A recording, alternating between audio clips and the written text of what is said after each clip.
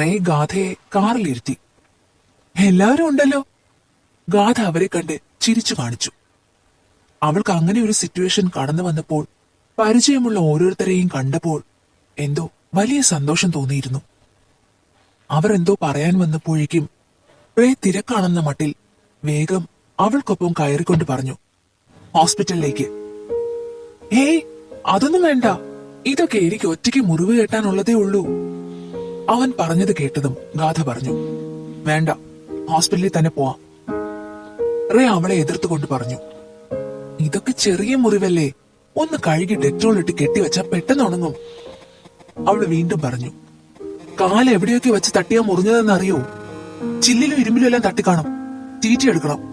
അവൻ പറഞ്ഞു, അതിന്റെയൊക്കെ ആവശ്യമുണ്ടോ? ഈ ചെറിയ മുറിവുകളുമായി ഹോസ്പിറ്റലിൽ പോകേണ്ട കാര്യം എന്താ? പിന്നെ ടീറ്റി, അത് വേണേ വല്ല ചെറിയ ക്ലിനിക്കിലും പോയാ പോരെ? അവളുടെ കാലിൽ നിന്നും അപ്പോഴും രക്തം കിനിയുന്നുണ്ട്.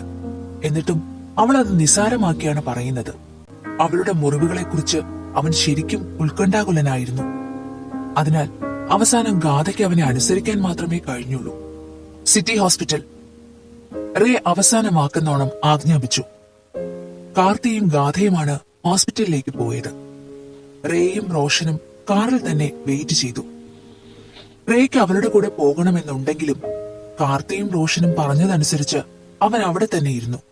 കാരണം മാസ്ക് ധരിച്ച് ഇതുപോലുള്ള ഒരു പബ്ലിക് പ്ലേസിൽ അവൻ ചെന്നാൽ സാധാരണക്കാരായ ആളുകൾ വിചിത്ര ജീവിയെ പോലെ അവനെ തുറച്ചു നോക്കുമെന്ന് അവനെ പറഞ്ഞു ബോധ്യപ്പെടുത്തി. ഗാഥ കാറിൽ നിന്ന് ഇറങ്ങിയപ്പോൾ തന്നെ ഒരു വീൽ ചെയർ അവൾക്ക് മുന്നിൽ വന്നു. അവളുടെ ആ മുറിവുള്ള കാലുകൾ വെച്ച് ഹോസ്പിറ്റലിലെ ടൈലിൽ നടക്കുമ്പോൾ വീഴാനുള്ള ചാൻസ് കൂടുതലാണ്. കൂടാതെ നല്ല വേദനയും ഉണ്ടായിരുന്നു അവൾക്ക്. അവൾ റേയുടെ മുന്നിൽ മനഃപൂർവ്വം കാണിക്കാതെ ഇരുന്നതാണ്. അവൾ ചെന്ന ഉടനെ തന്നെ ഒട്ടും വെയിറ്റ് ചെയ്യാൻ ഇട നൽകാതെ വളരെ സ്പെഷ്യലായ ഒരാളെ എന്ന പോലെ വളരെ പെട്ടെന്ന് തന്നെ അവളെ എല്ലാവരും ട്രീറ്റ് ചെയ്തു. കാർത്തി അവളുടെ കൂടെ തന്നെ ഉണ്ടായിരുന്നു. കാലിൽ നിന്ന് കുപ്പിച്ചില്ലും ചെറിയ ശംഖ് പോലുള്ള ജീവികളുടെ പൊട്ടിയ ഭാഗങ്ങളും കുറെ മണ്ണും എടുത്തു കളഞ്ഞു. മണ്ണും ചെളിയും തുടച്ചു കളയുമ്പോൾ ഗാഥ വേദന കാരണം കണ്ണുകൾ ഇറുക്കി അടച്ചുകൊണ്ട് അടുത്തു നിന്നിരുന്ന കാർത്തിയുടെ കയ്യിൽ അമർത്തി പിടിച്ചു. അവളുടെ കൈ മുറുകുന്ന ശക്തിയിൽ കാർത്തിക്ക് മനസ്സിലായി അവൾക്ക് നന്നായി വേദനിക്കുന്നുണ്ടെന്ന്. അവൻ അവളുടെ കയ്യിൽ പതിയെ തട്ടിക്കൊടുത്തു. മുറിവൊക്കെ ക്ലീൻ ചെയ്ത് മരുന്ന് വെച്ച് ഡ്രസ്സ് ചെയ്ത് കഴിഞ്ഞപ്പോഴേക്കും ഗാഥ ആകെ ക്ഷീണിച്ചു പോയി. വേദന സഹിച്ചു നിന്നെങ്കിലും അതിന്റെ ക്ഷീണം മുഖത്ത് കാണാമായിരുന്നു. അവളുടെ രണ്ടു കാലും മൊത്തത്തിൽ ഡ്രസ്സ് ചെയ്തിരുന്നു. ഇപ്പോൾ കാണുമ്പോൾ ഷൂ ധരിച്ചതുപോലെയുണ്ട്. കൂടാതെ കൈകളിലും ചെറിയ കെട്ടുകളും മറ്റും ഉണ്ടായിരുന്നു. ഇത്തവണ അവളെ വീൽ ചെയറിലിരുത്തി പുറത്തേക്ക് കൊണ്ടുപോയത് കാർത്തിയായിരുന്നു. ഹോസ്പിറ്റൽ അറ്റൻഡർ അതിനായി വന്നെങ്കിലും കാർത്തി അത് ഏറ്റെടുത്തതായിരുന്നു. പോകുന്ന വഴി അവൾ കാലുയർത്തി അവനെ തലതിരിച്ച് നോക്കിക്കൊണ്ട് ചോദിച്ചു, ഇപ്പോ കാണുമ്പോ ഷൂ ഇട്ട പോലെ ഉണ്ടല്ലേ കാർത്തിയേട്ടാ? അത് ചോദിച്ച് അവൾ ചിരിച്ചു. പിന്നെ നല്ല ഭംഗിയുണ്ട് കാണാൻ. അവനും ചിരിയോടെ ചെറിയ കളിയാക്കൽ പോലെ പറഞ്ഞു. മൂന്നാറിലേക്കുള്ള യാത്രയിലുടനീളം ഗാഥ നല്ല ഉറക്കത്തിലായിരുന്നു. കുറെ സമയത്തെ അവളുടെ അലച്ചിലും കായിക അഭ്യാസവും കാരണം അവൾ നന്നേ ക്ഷീണിച്ചിരുന്നു. അതിനാൽ തന്നെ അവൾ നല്ല മയക്കത്തിലാണ്. അവൾ ചെരിഞ്ഞ് ഡോറിന്റെ വശത്തേക്ക് പോയപ്പോൾ റേ അവളുടെ തല അവന്റെ തോളിലേക്ക് ചായ്ച്ച് അവന്റെ അടുത്തേക്ക് ചേർത്തിരുത്തി. കൂടാതെ എപ്പോഴത്തെയും പോലെ അവളെ തഴുകി തലോടിയിരുന്നു. മണിക്കൂറുകൾ നീണ്ട യാത്രയ്ക്കൊടുവിൽ രാത്രി അവർ ഫെർണാണ്ടസ് മാൻഷനിലെത്തി. കാർ നിന്നതും അവൾ ഉണർന്നു. അവൾ കണ്ണു തുറന്നു നോക്കിയതും അവൾ ഇതുവരെ ഉറങ്ങിയത് റേയുടെ തോളിൽ കിടന്നായിരുന്നു എന്നവൾ മനസ്സിലാക്കി. ഇത്രയും മണിക്കൂർ അവൻ തനിക്ക് വേണ്ടി ഒരേ ഇരുപ്പിരുന്നത് ആലോചിച്ച് അവൾക്ക് അല്പം വിഷമം തോന്നി. സോറി, അവൾ അവനോട് ക്ഷമാപണം നടത്തി. അതിന്റെ ഒന്നും ആവശ്യമില്ല. അവൻ അതും പറഞ്ഞ് അവളെ ഇരു കൈകളിലും കോരിയെടുത്തുകൊണ്ട് മാൻഷനിലേക്ക് നടന്നു. അപ്പോ നവവരനായ ഭർത്താവ് കല്യാണം കഴിഞ്ഞ് അവളെ അവരുടെ പുതിയ വീട്ടിലേക്ക് കൊണ്ടുപോകുമ്പോ ഒരു വധുവിന് തോന്നുന്നത് ഇങ്ങനെയാണല്ലേ? അവൾ ചിന്തിച്ചു. കാരണം കല്യാണത്തിന്റെ അന്ന് അങ്ങനെ ഒരു വരവുണ്ടായിട്ടില്ലല്ലോ. കൂടാതെ പാർക്കിൽ പോയി വന്ന ദിവസം പിന്നെ ബോധമില്ലാത്തത് കൊണ്ട് അതും ഓർമ്മയില്ല.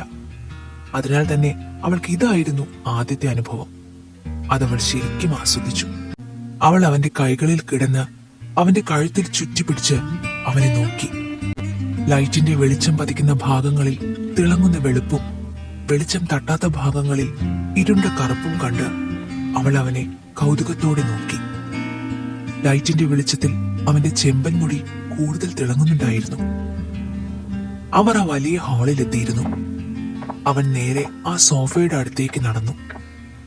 അവൻ ശ്രദ്ധയോടെ അവളെ സോഫയിൽ കിടത്തി.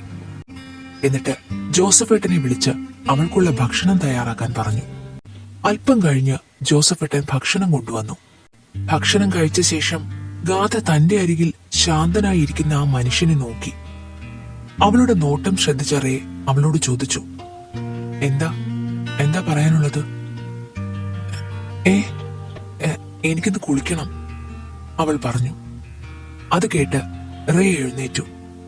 എന്നിട്ട് ഒട്ടും താമസിയാതെ അവളെ എഴുന്നേൽക്കാൻ സമ്മതിക്കാതെ അവന്റെ കൈകളിൽ തന്നെ താങ്ങി മുകളിലേക്കുള്ള സ്റ്റെപ്പ് കയറാൻ തുടങ്ങി. ഇപ്പോ ഗാഥയ്ക്ക് അവന്റെ കൈകളിൽ ഇരിക്കുന്നത് കൊണ്ട് ഒരു കുഴപ്പവുമില്ലായിരുന്നു. അത് അവൾക്കിപ്പോ ശീലമായി. എതിർത്തിട്ടും കാര്യമില്ല എന്നവൾക്ക് മനസ്സിലായിരുന്നു. എന്നാൽ സ്റ്റെപ്പുകൾ കയറി ഏകദേശം പകുതിയിലെത്തിയപ്പോഴാണ് ഗാഥയ്ക്ക് ഒരു കാര്യം ഓർമ്മ വന്നത്. റേ മുകളിലേക്ക് വരുമ്പോൾ ജോലിക്കാരികളോട് ആരോടും കൂടെ വരാൻ ആവശ്യപ്പെട്ടിട്ടില്ല. ഈ അവസ്ഥയിൽ എന്തായാലും ഒറ്റയ്ക്ക് കുളിക്കാൻ പറ്റില്ലല്ലോ. അതെ, മായ ചേച്ചി അല്ല സെർവൻസിനെ ആരെങ്കിലും വിളിക്കോ എന്റെ കൂടെ വരാൻ? അല്ലെങ്കിൽ എന്റെ കാലിൽ നിന്ന് വീണ്ടും ബ്ലഡ് വരാൻ ചാൻസ് ഉണ്ട്, നനയ്ക്കാനും പാടില്ല, ഗാഥ അവനോട് പറഞ്ഞു. എന്തിനാ അവർ? നിനക്ക് എന്നെക്കാൾ ഇഷ്ടം സെർവൻസിനെയാണോ? അവൻ ഉടനടി ചോദിച്ചു. അവന്റെ വാക്കുകൾ കേട്ട് ഗാഥയ്ക്ക് ഒരു നിമിഷം ഫ്രീസ് ആയതുപോലെ തോന്നി. അവൾ മൊത്തത്തിൽ മരവിച്ചതുപോലെ തോന്നി. അവളുടെ മുഖം ചുവന്നു തുടങ്ങിയെങ്കിലും അവൾ പല കാര്യങ്ങളും വീണ്ടും ചിന്തിക്കാൻ തുടങ്ങി. ഒരു തരത്തിൽ പറഞ്ഞാൽ അവൻ അവളുടെ ഭർത്താവായതിനാൽ അവളെ കുളിക്കാൻ സഹായിക്കുന്നതിൽ തെറ്റൊന്നുമില്ലെന്ന് അവൾക്ക് അറിയാമായിരുന്നു. താൻ മുൻകൂട്ടി പ്ലാൻ ചെയ്യാത്ത ഒരു നല്ല അവസരമായിരിക്കും ഇതെന്ന് അവൾ കരുതി.